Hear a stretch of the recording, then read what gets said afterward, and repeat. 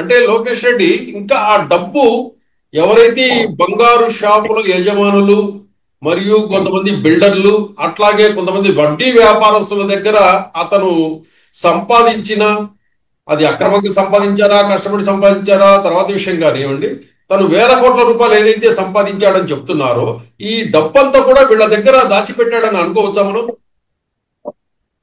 తప్పనిసరిగా సార్. ఇక్కడ అతనికి నమ్మిన వ్యక్తులుగా కొంతమంది చలామణి అవుతూ అతను ఒక కోటరీ లాగా ఏర్పరచుకున్నాడు. బంగారు దుకాణ వ్యక్తులు, బిల్డర్లు కొంతమంది ఉన్నారు తిరుపతిలో, ప్రముఖ ప్రముఖ వ్యక్తులు. వాళ్ళు కూడా వాళ్ళందరూ వాళ్ళందరి దగ్గర డంప్ చేసి ఉన్నారు సార్ డబ్బుల్ని.